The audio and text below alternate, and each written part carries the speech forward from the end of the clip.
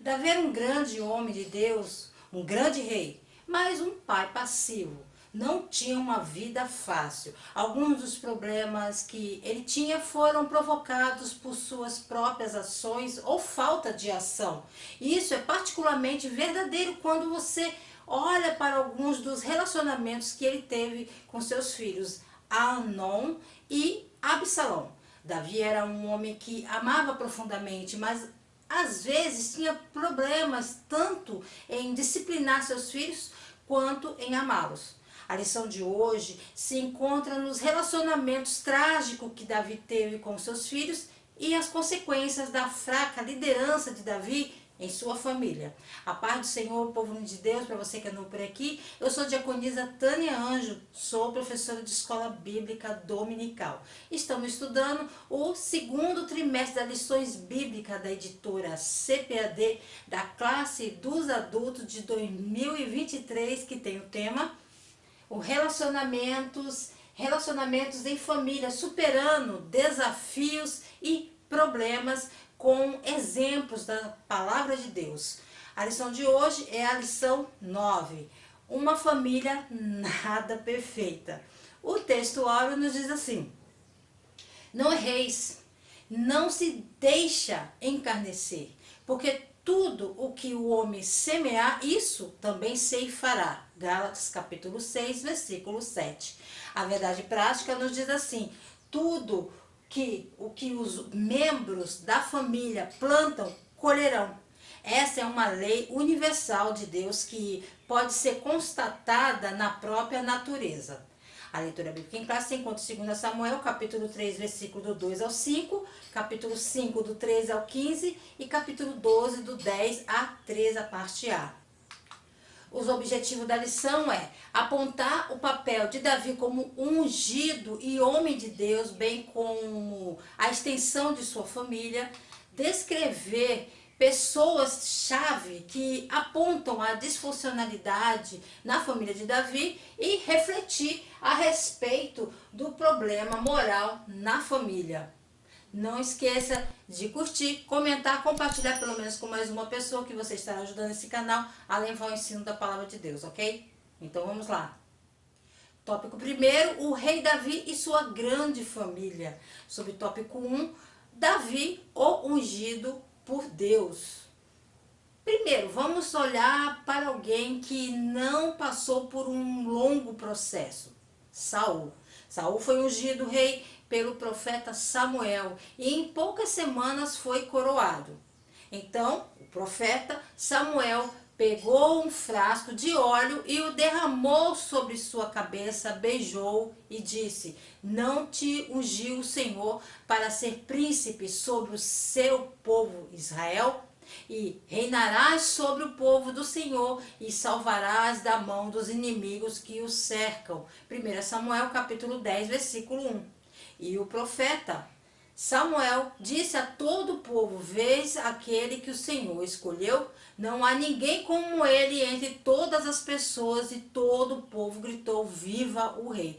1 Samuel capítulo 10, versículo 24. Saul foi lançado imediatamente aos holofotes como rei. No entanto, pecou e perdeu sua vida e a capacidade de sua linhagem de governar a nação. Ser ungido não é o mesmo que ser nomeado. Ter uma convocação não garante uma posição. Davi esperou anos e passou por muitas provações e experiências de crescimento de caráter entre o tempo em que o profeta ungiu como rei e o povo o nomeou como rei. Mas o Senhor disse a Samuel: não olhem para a sua aparência, nem para a altura da sua estatura, porque eu o rejeitei. Porque Deus não vê como o homem vê, porque o homem olha para a aparência exterior, mas o Senhor olha para o coração. 1 Samuel, capítulo 16, versículo 7. Davi era um jovem quando foi ungido e não foi nomeado. O tempo entre você escolher conhecer seu destino em Deus e quando você cumpri-lo, talvez dias ou pode ser décadas, mas de qualquer forma você pode caminhar em direção ao seu chamado todos os dias, como Davi fez. Então o Senhor disse, levanta-te e unge-o. Ele é o único. Então Samuel tomou o chifre de óleo e ungiu na presença de seus irmãos. E o Espírito do Senhor veio poderosamente sobre Davi daquele dia em diante. Unção é marchar, de que temos a palavra Messias ou ungido. A unção não era conhecida em outras partes do Oriente Próximo, entre os hititas e egípcios e talvez nas cidades, estado de Canaã, mas aparentemente não na Assíria e Babilônia. O efeito da unção não foi apenas simbólico. O óleo da unção era um perfume pungente, durável, sua fragrância persistia e seu óleo produzia uma mancha permanente em suas roupas. A unção significativa politicamente designa Davi como um futuro rei e, portanto, é perigoso tanto para Samuel quanto para Davi. Davi é ungido, mas 2 vezes para fins políticos, pelos homens de Judá e, mais tarde, pelos anciãos de Israel. Mas a unção de Samuel é muito mais significativa espiritualmente do que qualquer unção política. A Bíblia registra, desde aquele dia em diante, o Espírito do Senhor se apoderou de Davi. Subtópico 2. Davi, o homem de Deus. Quando o Espírito Santo vem em poder sobre Davi, ele capacita ele. O jovem era tocador de harpa e compositor. Agora ele se torna um ungido compositor, profético e o doce cantor de Israel. Um menino que corajosamente defendeu seu rebanho contra o leão e o urso, agora se torna um poderoso guerreiro que defende seu país contra gigantes filisteus.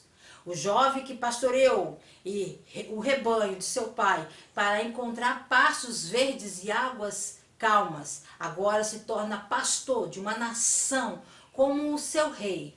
Tudo pelo poderoso Espírito Santo que veio sobre ele. O Espírito que vem poderosamente sobre Davi é o mesmo Espírito que simultaneamente deixa Saul.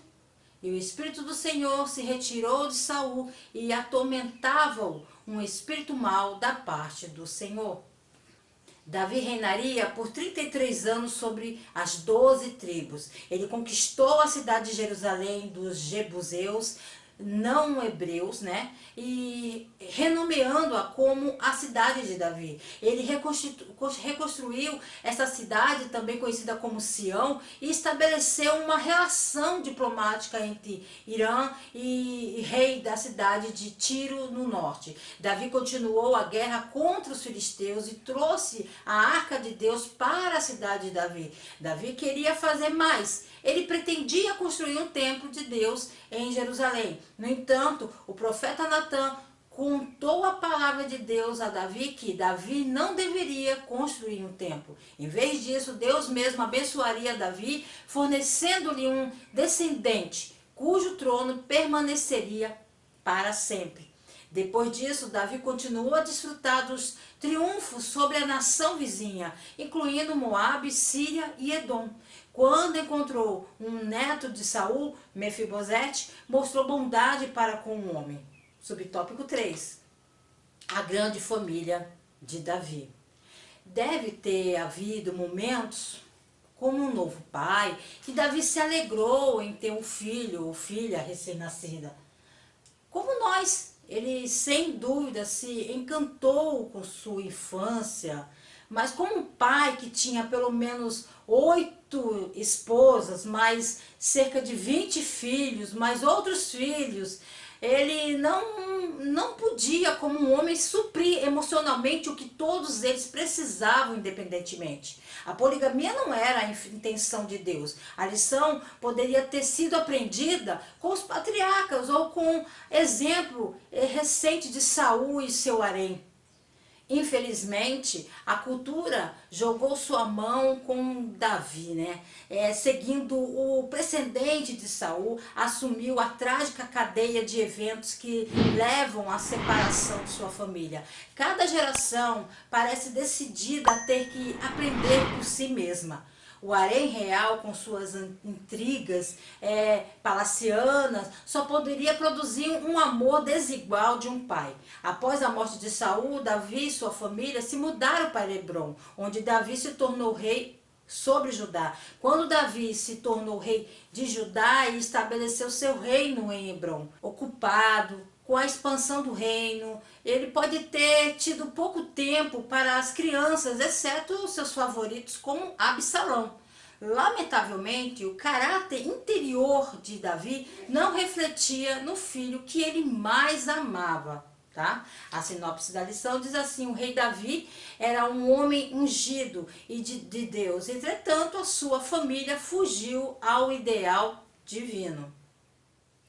Tópico 2, filhos e parentes na casa. Subtópico 1, a primeira é Tamar. Tamar, filha do rei Davi, é apresentada a nós pela primeira vez como a bela irmã de Absalão, o terceiro filho nascido do rei em Hebrom. Sua mãe Maaca foi a terceira esposa de Davi, filha do rei Talmai de Gesso. Nesse triângulo entre homens poderosos, Tamar é estuprada por seu meio-irmão Anon, enquanto seu pai, o rei, de maneira descuidada, facilita a violação de sua filha. Absalão, seu irmão, a silencia e depois vinga o seu estupro. Embora permaneça muda e desolada na casa de seu irmão pelo resto de sua vida, nunca para se casar ou ter filhos, Tamar é a única mulher cuja voz é ouvida em voz alta em protesto ao estupro na Bíblia. A história de 2 Samuel 13, do 1 ao 22, não se concentra na dor de Tamar, que ela experimentou, na maneira como foi tratada.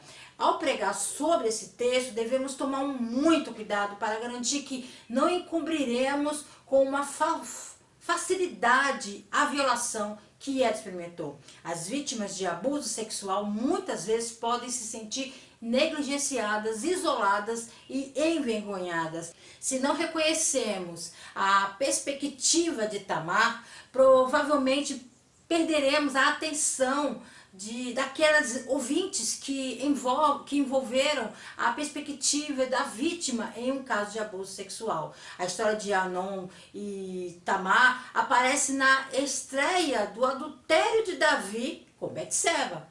De acordo com a profecia de Natã, a calamidade se levantaria contra Davi e dentro de sua própria casa, como consequência dele ter tomado Betseba secretamente e ter Urias, seu marido, morto em batalha. A espada nunca se afastaria do reino e outro homem se deitaria com suas mulheres em público. Após a morte do filho não identificado, concebido pelo adultério, a princesa Tamar é a próxima a ser atingida. Após a violência sofrida, Tamar rasga seu manto de mangas coloridas e característico das filhas virgens do rei. O rasgo do manto prenuncia o valor no tecido do reino. Também ressoa com a vestimenta usada por José, que gerou tanta rivalidade entre os irmãos de José, como Tamar fora vítima de violência fraterna. Os sinais de luto de Tamar, cinzas na cabeça, roupas rasgadas e lamentos, demonstram publicamente que ela foi violada. Mas Absalão, seu irmão, ele ordena que ela fique em silêncio, sugerindo que nada poderia ser feito para restaurar sua honra. E Tamar vive o resto de sua vida desamparada na casa de seu irmão. O rei, por outro lado, quando ouve falar do estupro, não pune Anon. Após a violência sofrida, Tamar chora pela forma como foi tratada e durante seu luto encontramos seu irmão Absalão. E nesse texto em particular, Absalão é o único homem que age com decência. Ele a consola e a leva para sua casa para cuidar dela. Mas o ataque cobra seu preço. No texto nos diz que ele odeia seu irmão. Pelo que fez com um ódio, ele ferve com um longo período de tempo com esse ódio. Subtópico 2, o Absalão. Absalão era charmoso, bonito, filho favorito do rei Davi. Alguns diziam que Absalão era o homem mais bonito do reino do rei Davi. Mas ele era o terceiro filho do rei Davi. Isso significava que ele não se tornaria rei. Não enquanto seu irmão mais velho ainda estivesse vivo. O filho mais velho do rei Davi chamava-se Anon, irmão de outra mãe. Anon tinha o mesmo pai que Absalão, o rei Davi. Todos moravam na casa do rei Davi, uma grande família feliz. Absalão foi um dos filhos mais notórios de Davi. Ele planejou assassinar seu meio-irmão Anon para vingar o estupro de sua irmã. Absalão cansou, né, da passividade do pai quando se tratava desse seu irmão. Então ele tomou as coisas em suas próprias mãos. Embora Absalão estivesse certo em se indignar com o que aconteceu com a sua irmã, ele se vingou em suas próprias mãos. Algo que a Bíblia estritamente não nos diz para não fazer. Você sabe, a amargura é muito parecido com aqueles espinhos. Podemos afastar mágoas e dores, mas as únicas maneiras de nos livrarmos da amargura é cair de joelhos e erradicá-la através da dependência na oração a Deus. Ele atraiu um grupo de seguidores em Jerusalém e Davi foi forçado a fugir da cidade. Para ajudá-lo a completar o golpe, Absalão fez sexo com as concubinas de Davi na presença de todos. Absalão fugiu para Gesur, onde o pai de sua mãe era rei. Por fim, Davi permitiu que ele voltasse para Jerusalém, mas por 2 anos ele foi proibido de estar na presença do seu pai. Por fim, Absalão conseguiu o que queria e aproximou-se do rei e inclinou-se de rosto no chão diante do rei, e o rei o beijou. Nos 4 anos seguintes, no entanto, ele lançou uma conspiração contra o rei Davi. Ele atraiu um grupo de seguidores em Jerusalém e Davi foi forçado a fugir da cidade. Para ajudá-lo a completar o golpe, Absalão fez sexo com as concubinas de seu pai, na presença de todos. Absalão estava montado em sua mula e a mula foi sob os ramos grossos de um grande carvalho e sua cabeça se agarrou rápido ali aqueles galhos e ele ficou preso. E a sua mula foi embora. Quando Joabe soube do estado onde estava o Absalão, tomou 3 dardos nas mãos e lançou no coração de Absalão enquanto ainda estava pendurado vivo sobre o carvalho. Subtópico 3, Anon.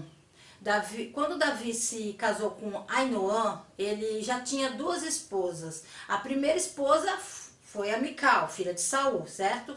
No entanto, por causa da briga que houve entre eles, desentendimento entre eles, Saul e Davi, Saul deu Mical a outro homem. Como Saul havia dado Mical, Davi se casou com outras 2 mulheres, Abigail e Ainoã. Tanto Abigail quanto Ainoã se tornaram esposas de Davi depois de que Mical foi tirado, dele. O amor de Anon, seu filho, sentia por Tamar, não era amor de um irmão por uma irmã. Era uma luxúria consumista que expulsava a razão de seu cérebro. O paralelo entre Davi e Anon é evidente. Davi havia dado um exemplo em não ter o espírito controlar seu corpo quando ele cobiçou a Betseba. Ele também havia dado um exemplo de tramar maneiras e encobrir seus pecados. Ele tinha uma personalidade baixa e era movido pela paixão. Ele se aproximou de sua meia-irmã Tamar e a atraiu para o seu quarto sob um falso pretexto para estuprá-la. Anon, então, manda todos os seus servos para fora e agarra ela à força e pede para que deite-se comigo. No entanto, Tamar, ao contrário de outras vítimas de estupro na Bíblia hebraica, recebe voz em sua resistência. Porém, ela disse: Não, meu irmão, não me forces, porque não se faz assim em Israel. Não faças tal loucura, porque aonde iria eu com a minha vergonha? E tu serias como um dos loucos de Israel. Agora, pois, peço-te que fales ao rei, porque não me negarás a ti. Porém, ele não quis dar ouvidos à sua voz, antes, sendo mais forte do que ela, a forçou e se deitou com ela. Apesar do tabu, do incesto, Tamar sugere que o rei a consideraria e daria a ela casamento. Se ela teria sido permitida para ele como sua meia-irmã é questionável, mas nesse ponto seu argumento parece surgir de puro desespero. O rei aqui inserido como um álibi para ela, um lance pelo tempo para pausar a consciência e a violência do jogo da paixão ali. Depois que Tamar é estuprada, Amon é tomado por ódio e ele cria uma aversão pela sua irmã depois da sua luxúria. Ele diz: levanta-te e sai. E apesar de seu pedido para não envergonhá-la ainda mais, dessa maneira, ele ordena ao seu servo que a envie, ponha fora esta, e fecha a porta atrás dela. Como objeto de aversão, a mulher reduzida e ao pronome de isso, esta, depois de ter sido satisfeito seu desejo. A narrativa em seu próprio pedido, o banimento de Anon é pior do que a violação sexual, pois Tamar tem pouco recurso como vítima do estupro e posterior repulsa pelo filho do rei. De acordo com a lei, aquele que seduz ou estupra uma virgem fora do casamento deve pagar o preço da noiva e se casar com ela, se o pai aprovar. E ele nunca pode se divorciar dela. Embora o incesto possa impedir dar essa opção, a aversão do príncipe à vítima de estupro é a indulgência de seu pai. E a indulgência de seu pai sela o seu destino. Anon manda seu servo banir Tamar de seus aposentos e tranca a porta atrás dela. Mais tarde, ele foi assassinado por Absalão, irmão de Tamar, que a vingou. Subtópico 4, Jonadab. Jonadab, um conselheiro do mal. Quem foi Jonadab? Ele era uma serpente no meio da família de Davi, o conselheiro astuto que os levou a seguir seus desejos carnais. Ele era filho do terceiro filho de Jessé, irmão de Davi, Simeias. Ele era sobrinho de Davi e um suposto amigo do primogênito de Davi, Anon. Lembre-se, a Bíblia não deixou de descrever o tipo de pessoa que Jonadab era. A Bíblia o chama de um homem muito astuto. Assim, um homem astuto era o único amigo que estava disponível o suficiente para oferecer a Anon um conselho para resolver sua miséria autoafligida. Se o único conjunto de pessoas que pode ficar do seu lado em momentos de problemas e angústias são os amigos errados, sua queda e destruição serão poderosas. No entanto, nesta ocasião, sua verdadeira identidade foi revelada, pois assim como a serpente no jardim do Éden foi descrita como astuta, ele também foi. E como a serpente tentou Adão, ele tentou Anon, e o aconselhando de uma maneira de obter o fruto proibido de sua irmã Tamar. Sua estratégia sutil envolvia até mesmo Davi, para que seu envolvimento produzisse um resultado desejado. Jonadab estava em condições de responsabilizar o primo e despertá-lo para os perigos de sua paixão. Ele teve a oportunidade de proteger o seu primo de si mesmo e encorajar a virtude. Em vez disso, ele instigou um episódio horrível. A Bíblia descreve direta e totalmente aberta ao mesmo tempo em que nos apresenta esses personagens. No caso de Nabal, o carmelita, ele foi chamado de tolo. Então, as pessoas que você chama de amigos são amigas como Jonatas ou como Jonadab. A corrupção do pecado pode nos impedir de usar os dons de Deus para os propósitos de Deus. A astúcia de Jonadab poderia ter sido voltada para confrontar Amnon e desafiá-lo a aspirar a ações melhores do que suas paixões carnais. Mas isso exige coragem. Muitas vezes é mais fácil pacificar alguém do que desafiar alguém. Ora, o adultério e o assassinato que tinham sido pecados de Davi haviam sido encontrados nos filhos de Davi. E onde estava Jonadab quando a notícia da vingança de Absalão foi ouvida na corte real? Ele estava ao lado do rei, aconselhando a não se preocupar que todos os seus filhos estavam mortos, mas nas mãos de Absalão, mas apenas Amnon. Veja só como Jonadab sabia disso e deve ter entrado no segredo de Absalão. Talvez ele também tivesse sido conselheiro de Absalão. A paz na vida de Davi acabou. Davi, daquele dia em diante, sua vida foi seguida por um problema após o outro.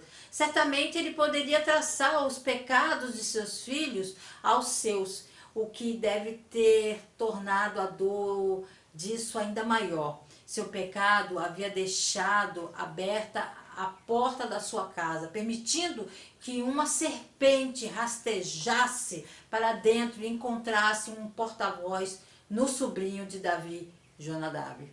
As amizades são muito importantes para nossos filhos, como vimos no estudo de hoje. As amizades podem nos fazer ou nos quebrar. Por causa disso, devemos fazer tudo o que podemos para ajudar nossos filhos e escolher o tipo certo de amigos para nós, para a nossa convivência. Onde estava Davi no momento que seu filho precisava desabafar? Onde estava seu filho? Onde estava Davi que não estava ali para ser o seu conselheiro? A sinopse da lição vai nos dizer: na presente lição, Tamar, Absalão, Amnon e Jonadab são personagens chaves na descrição do fracasso na casa de Davi. Tópico 3, o problema moral na família de Davi. Subtópico 1, as consequências de sua falta de domínio próprio. Amorosamente, Deus perdoa o pecado, como fez com Davi. Mas há um preço a pagar. A lei causa e efeito. Para filhos rebeldes, mais arrependidos, Deus converte o efeito do nosso pecado e purificação necessitada. Assim como ele lidou com Davi, assim ele lidará conosco. Ele perdoará, mas também poderá usar a vara. Ele nos restaurará ao favor, mas exigirá que bebamos a amargura do nosso pecado que ele traz. Aprendemos através das tragédias familiares de Davi que quando escolhemos uma ação, também escolheremos suas consequências. A colheita amarga de Davi começou com um filho recém-nascido de Betseba. Um bebê inocente morreu pelo pecado de seus pais. E uma tríplice profecia se desenrolou quando o profeta Natã revelou o julgamento de Deus. Porque Davi desprezou os mandamentos de Deus por meio de assassinato, adultério, foi-lhe dito: a espada não se afastará de sua casa. Vou levantar adversidades contra você. Tomarei suas esposas, pois você fez isso secretamente, mas eu farei isso diante de todo Israel. O menino que vos nascer certamente morrerá. Deus não iria permitir que os inimigos pagãos de Davi concluíssem que seu rei poderia ter um herdeiro através de assassinato e adultério. Tudo foi cumprido. Sabendo que tinha sido desgraçada e, portanto, seria privada de um marido, Tamar chorou de maneira como se fosse uma viúva. Davi ficou furioso por causa da maneira como Amnon tratou Tamar. Mas o que ele poderia fazer ou dizer? Sua própria conduta com Betseba o deixava sem base para a condenação. Aqui está outro resultado do pecado. Por causa de sua própria culpa, Davi não agiu para corrigir essa grande abominação em sua própria casa. Davi aprendeu a triste lição de que os pecados de um homem muitas vezes podem visitá-lo até a terceira e quarta geração. Era Deus, como pai, disciplinando seus filhos pelo pecado. Deus estava castigando Davi, seu escolhido, enquanto os próprios filhos de Davi ainda estão para enfrentar, arrependimentos futuros. Para Davi, pagar o preço se desdobrou em sua incapacidade como pai de guiar amorosamente uma família poligâmica. Subtópico 2, o incesto e morte na família. Os acontecimentos vieram à tona na idade adulta, quando seu filho mais velho, Anon, estuprou sua bela irmã Tamar. Seu irmão Absalão ficou indignado e o ódio por seu meio-irmão se transformou em um desejo ardente de vingança. Se a essa altura Davi tivesse punido Anon, a família real talvez não tivesse se dividido de forma tão desastrosa. Mas Davi, embora muito zangado com Anon, aparentemente não fez nada.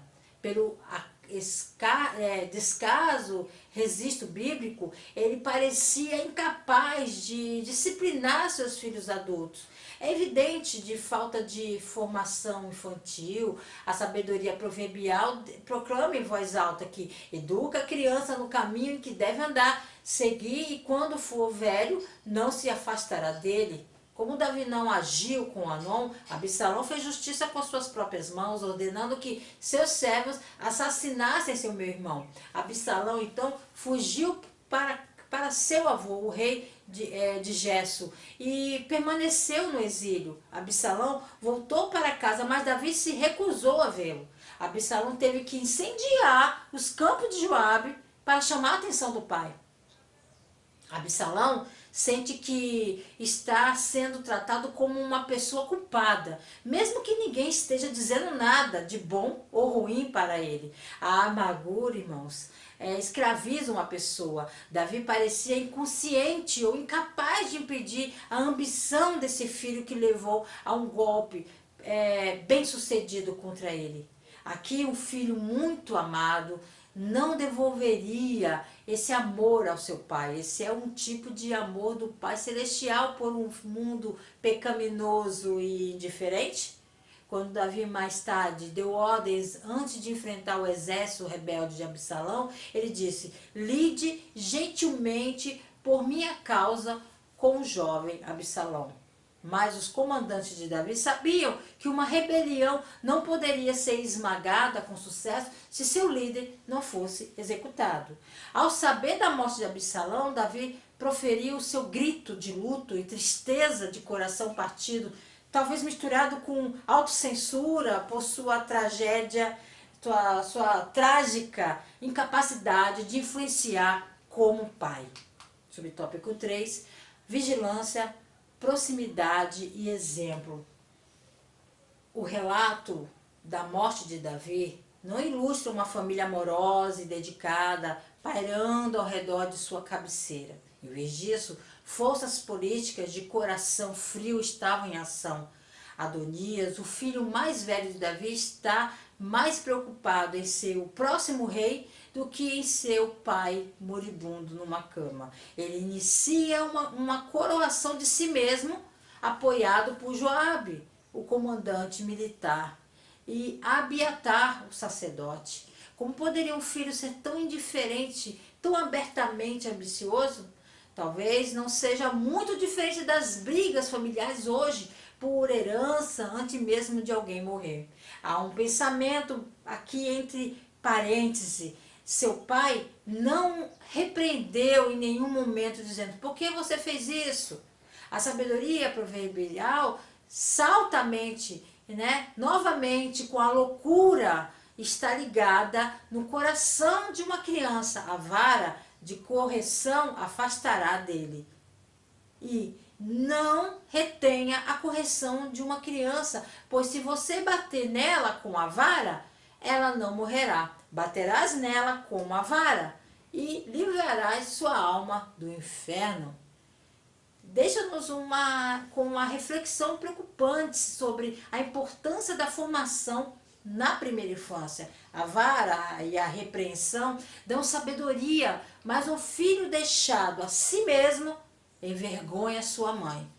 Corrija seu filho e ele lhe dará descanso. Sim, ele dará prazer à tua alma.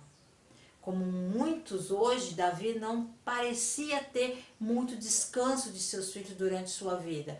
Ele realmente era um homem segundo o coração de Deus. Apesar de nossos melhores esforços do aumento do conhecimento da criança e da família também podem ser frustrados pela cultura e pela paixão. Até que Cristo retorne, que possamos aprender as lições ensinadas através da vida do rei Davi e de outras pessoas para nutrir nossos próprios relacionamentos familiares mais saudáveis. A sinopse 3 da lição nos diz assim: a decadência moral não teria lugar na casa de Davi se ele priorizasse uma relação sóbria e saudável na família, incluindo a vigilância, a proximidade e o exemplo. Para concluir, o exemplo de Davi nos ensina que a honestidade, o autoexame é necessário reconhecer nosso próprio pecado e então devemos nos arrepender disso. Podemos tentar enganar nós mesmos ou aos outros, mas não podemos esconder nossos pecados de Deus. Mesmo que Deus sempre ofereça perdão, não podemos escapar das consequências do nosso pecado. A vida de Davi prova isso. Mas Deus valoriza muito a nossa fé nele. Apesar dos altos e baixos na vida, o Senhor está sempre presente para nos dar conforto e ajuda. Deus abençoe você, a sua casa, a sua família. Querendo o Senhor, estarei de volta aqui a mais um Resumo EBD. A paz do Senhor a todos.